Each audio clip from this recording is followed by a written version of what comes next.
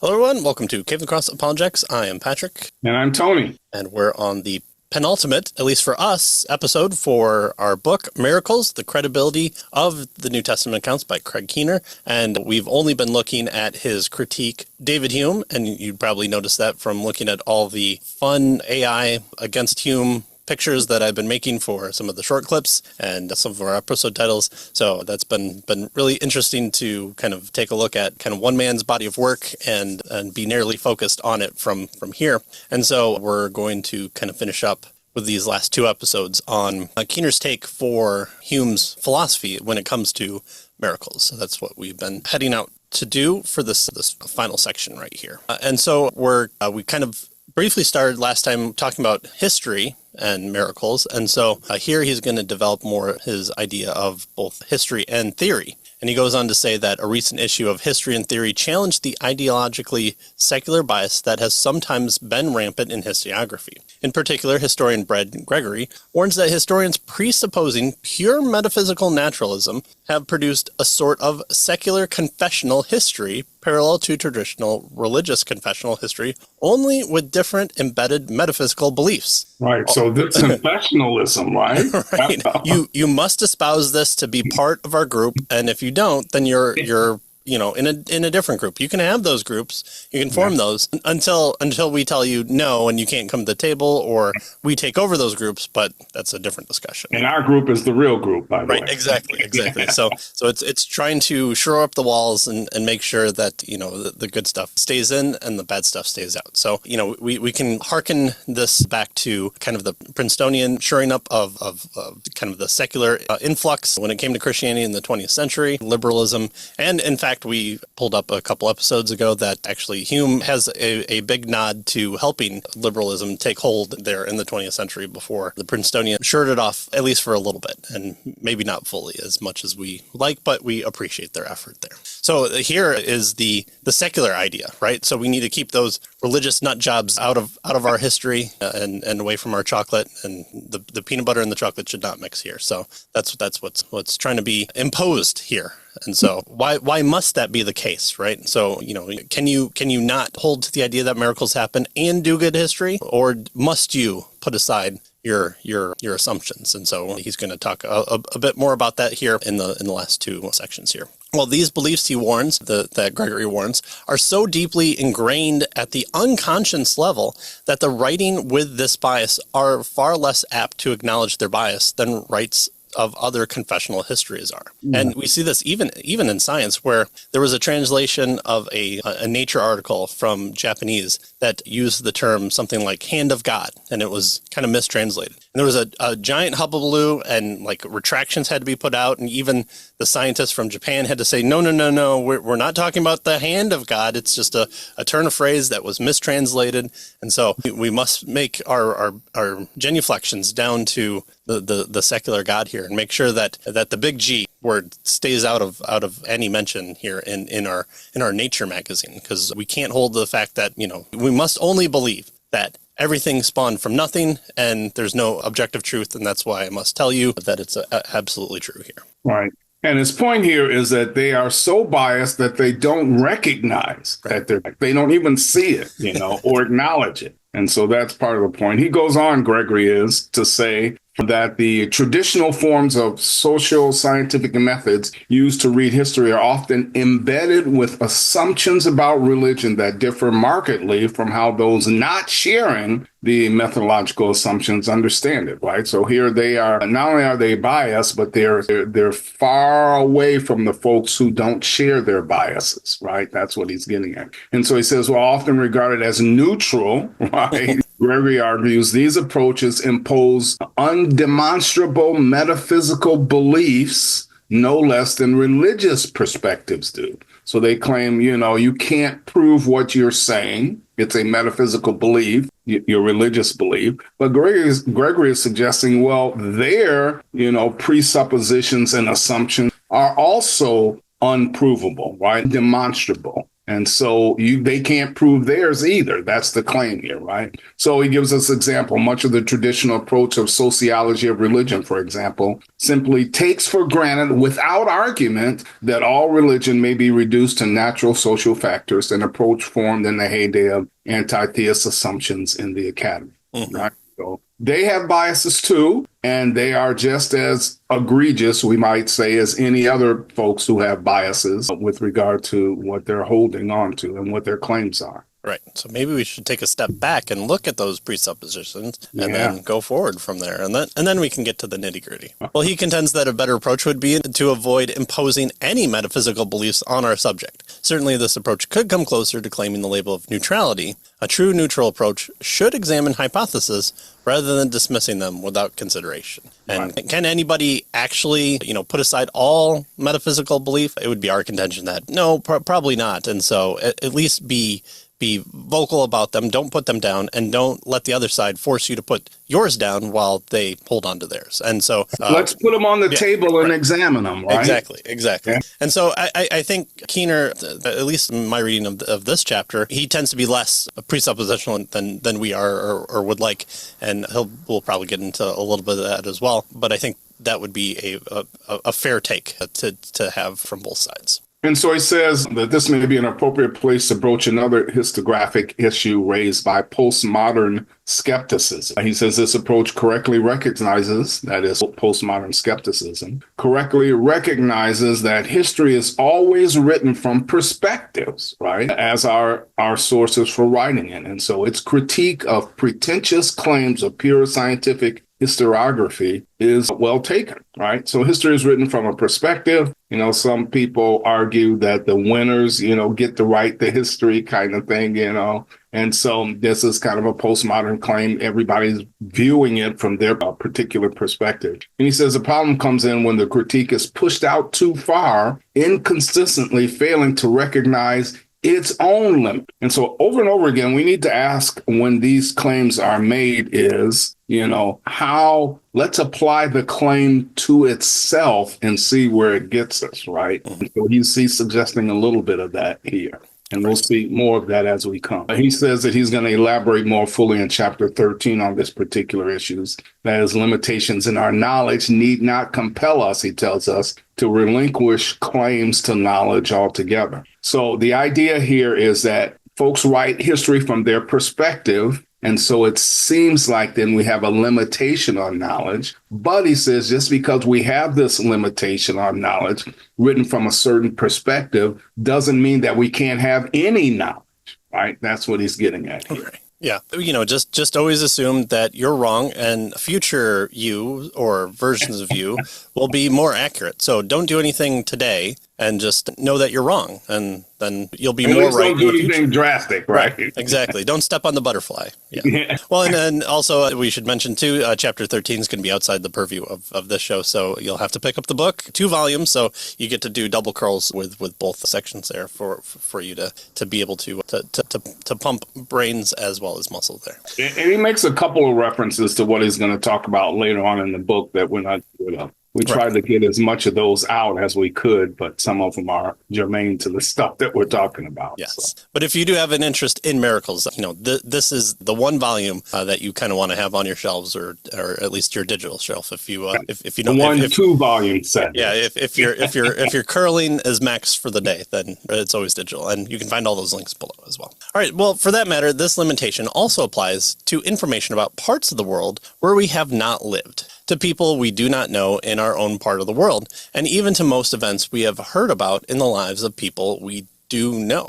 Right. The issue here is it's going to be tough if you apply this criteria because now we're going to start ruling out all kinds of things, right? Information about parts of the world that we have yet lived in. Well, we can't accept that. It's a perspective, right? Or information about people that we don't know in other parts of the world. Well, we haven't experienced that. We haven't checked that out. So we can't really. And where does that leave us, right? Eventually, we're stuck in our own little world. And that's where he's going to come to here. Right. And I always mention this too, is you have to make sure your terminology is consistent with what you think you're experiencing. Because sometimes, like when we read the early church fathers, we apply anachronistically terms to what they're saying, or misread when they talk about the real presence of Christ being in the Eucharist. The Catholics and the Protestants all get hullabaloo about, wanting to shake their fist and put the quote in people's face. And then you realize, for people pre-Enlightenment, the spiritual was the real presence. And so we have to make sure that we're not reading back into things or reading things separate from us. So, I'm big into trying to replicate Greek classical education systems and just trying to find how setting up a classroom in Plato's time would operate and how it would work and what that would look like. And sometimes I have to pull up schematics of what reconstructions of Plato's classroom would look like in order to make sure I'm understanding what I'm reading from a perspective of what a classroom might be, and realize that when I have a view of what classroom is versus what Plato might have had, they're going to be two distinct things. So we need to keep that in mind when we're taking in information from people that's not us, not during our time, and may be utilizing terminology that we've either taken for granted or, homophones, similar sounding words, but different meanings. Right. Well, indeed, we do not expect every individual scientist to repeat every prior experiment because he or she does not trust earlier scientists' records. Although, if you have that perspective that, there's no amount of evidence that you can be shown for those crazy claims like germ theory, well, then maybe you have to do all the same ones as well. But granted, all our sources are usually slanted by observers and reporters' perspectives. Yet we cannot avoid depending on information in these sources if we hope to say anything beyond our own very limited experience. Again, Hannibal crossing the Alps with elephants. It's a grandiose claim. It can't be helped. But yet we have the evidence to show that it happened. But it's a grandiose claim. It's not possible. You couldn't take an elephant today and go across the Alps. So we just know it's not possible. Well, except it seems kind of like at least one guy did it a couple times. So and went back too. And so what do we do with that if we're solely focused on us being the sole source of dependable information? Well, it doesn't seem like so everything is from a perspective, and so we can't trust anything unless we experience ourselves, or for scientists repeat the experiment, that sort of thing. Right. And we're left. He actually, what he tells us is, despite Western culture's individualism, which is what this boils down to, right? It's just about whatever I experience. Making direct experience of events a requisite for knowledge about them, as Hume, he says, seems to require for miracles, would postulate an autonomy more severe, he tells us, than any normal person would sanction and practice. Exactly. So it just goes too far. Right. Some things you have to say, okay, yep, that is from their perspective, but it seems like that did happen, and so we can have knowledge about that. Right. All right, so let's talk about the scary word, the religious factor. Ooh, oh man, we're going to bring this into the equation. So here it becomes completely unscientific, right? Well, maybe that's also the case for the other side as well. Well, one of Hume's arguments against miracles is that it's incompatible religious claims, miracles, and thus, on his view, their claims cancel each other. So, you have weeping statues on one side for the Catholics, and you have healings from the Protestants on the other, and neither side believes each other. And so since neither side believes each other, you can be the secular person that says, oh, you're both wrong, and you're good to go. Cancel each other out. Well, although several responses to Hume's arguments from incompatible religious claims are possible, we should note that it is not framed in any neutral manner. Go figure. His argument against testimony, specifically in the religious spheres, is drawn not from empirical studies, but from the polemic of the deist against Christianity. Again, we talked about this pretty early in broaching Hume, is he seemed to write well, but his writing consisted of a lot of deistic arguments. And so it's not a position he would hold to, but he really liked the work that they did. So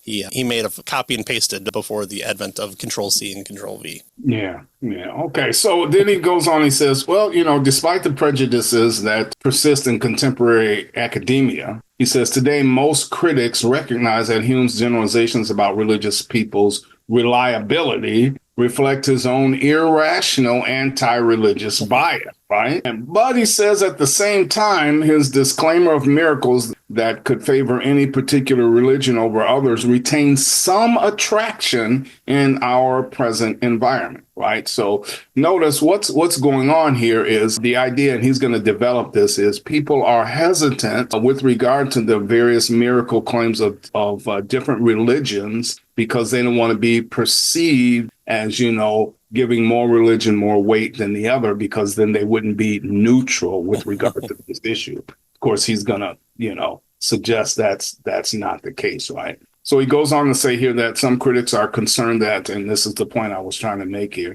some apologists might exploit apparently supernatural phenomena to favor one religious system over another, or they might support the value of some religious claims and their frequent function as signs. And so while this concern might be accurate, he tells us, some critics therefore fear that acknowledging such phenomena could appear to compromise, and here's the point I was making, the Academy's neutral or neutrality vis-a-vis various worldviews. So you don't want to criticize one religious claims over another because you want to appear to be neutral in this particular argument. And so you don't want to say, well, these claims are ridiculous. These claims seem more valid. And, therefore, this one we're going to hold to. You don't want to do that because you want to be neutral, right? Or at least perceived to be neutral with regard to these various religions. If there's one commandment you don't want to break, it's to not be viewed as neutral, because that's right. the highest commandment. Right.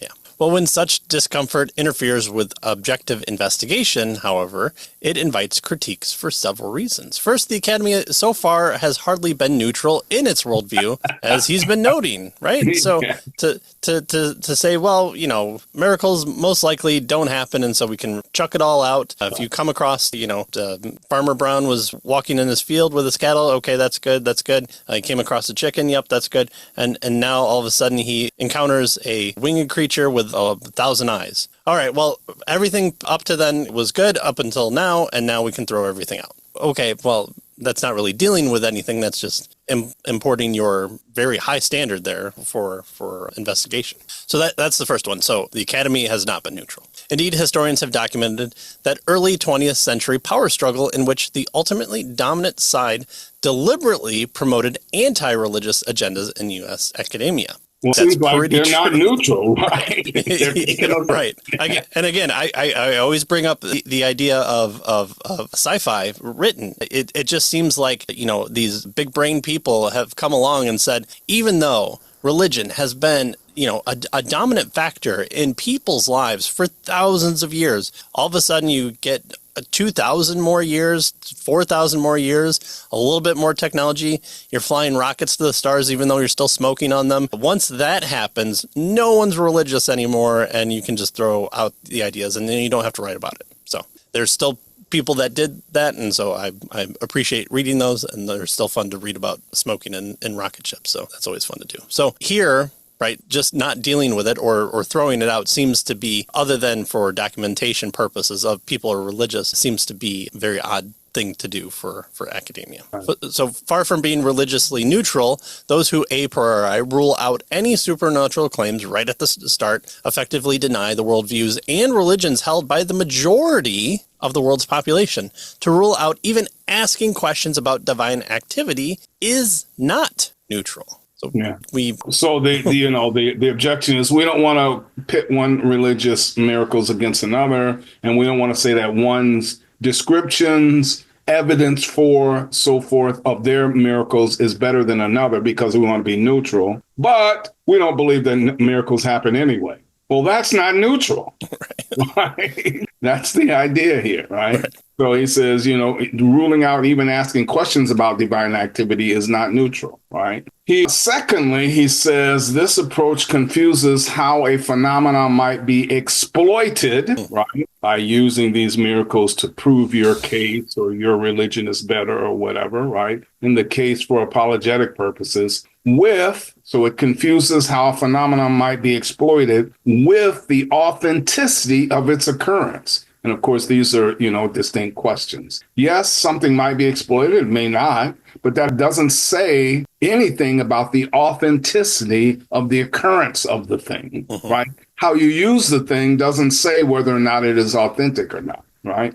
It may be authentic and you use it for, nefarious purposes, right? It may be inauthentic and you attempt to use it. But how you use it doesn't tell us anything about, the authenticity. Right. And So you have something like a preacher in the 1900s, and he's going about and he goes, if you don't repent, God will become angry. And all of a sudden, from thousands of miles away, you hear a report of a giant boom, and that priest just goes, look, here's what I was talking about. And what actually happened was Krakatoa blew up, and for thousands of miles, you heard the concussive explosion of Krakatoa. Does that mean that Krakatoa then never exploded because a person has input his values onto the objective thing, and so we should throw it out? Krakatoa never happened because this one priest has an account where he was preaching the sermon and this happened. No, those are two different things, and to throw everything out would discount the actual event going on. Right. And so what he says then is that this approach, this throwing out everything or not examining anything because it might be exploited, right, in the name of objectivity, he tells us risks compromising objectivity, right? And of course, a more genuine objective approach would be to examine the various competing truth claims, not to throw them all out, right? Right. And this is what happens in science, right? This is the beginning of the revolution. You have those star wanderers that take a turn on you and don't move like the stars, and you just give them another name. So you wipe them all out and say, well, it's the ether that's kind of messing with our mind. It's the parallax of the angle just isn't working out. And so those star wanderers, those are just anomalies. And so we don't have to look at them. And if you look at them too close, then you're one of those crazy people that believe in life in outer space. And so that's not objectively neutral. I've determined that believing in alien life is not possible. So we can't view that. And then more people look at it, and more people come to the idea that, oh, no, those things are planets, and they're actually closer, and parallax happens, and the ether's thrown out, and the spheres are done away with, and now we just elongate out the spheres a little bit more and into what we know today. And so that's what happens in science. So let us continue to do that with the other sciences as well, and the religious science being here as well. All right, so those were two. Here's the third one. The third is, if one of the a priori assumes that neutrality in the historical quest demands that one must not find data that could be construed as favoring the truth claims of any particular religious movement or movements, one potentially subordinates the objectivities of one method to desired conclusions. So, we definitely can't say, well, this one seems more plausible. So, like the Muslims have an idea that the moon split in two. And then upon further investigation, it's like, well, it might not have really split in two. It might have been more of a turn of phrase or something like that. And so we put that on the same level as Jesus' resurrection. And so we can just move them all away because we don't want to criticize one over the other. Exactly. Right? We want to be neutral. Exactly. Get rid of all of them. Right. But we don't do this with other evidence. Well, other evidence, for murder investigations, we might put video evidence at a higher category than eyewitness testimony. We might put, timeline, a known timeline in a lower possibility than eyewitnesses even. And so to do this is very unscientific and pretty much exposes our bias even more. So it's not neutral. We can't be neutral. We shouldn't want to be neutral. Let's put all our cards on the table and continue to be not neutral in the open rather than this bunk conclusion that is not even possible to do. All right. Well, so that kind of ends this particular section. And he really hasn't directly addressed this issue that he's going to raise here with regards to Hume's objection regarding the competing claims of various religions. So we can get to that, I guess, next time. Right. That's right. So join us next time. We'll do our last episode for this book, and then we'll figure out what to do next after that. So we'll talk about Keener's answers to what we brought up, because we've only brought up the issues and not the answers to it yet. So come back for the last episode. So caveofthecross.com, you can check out all of the previous books that we've done, including all the chapters that we've covered in this book as well. So thanks for joining us, and we'll see you next time. See you next time.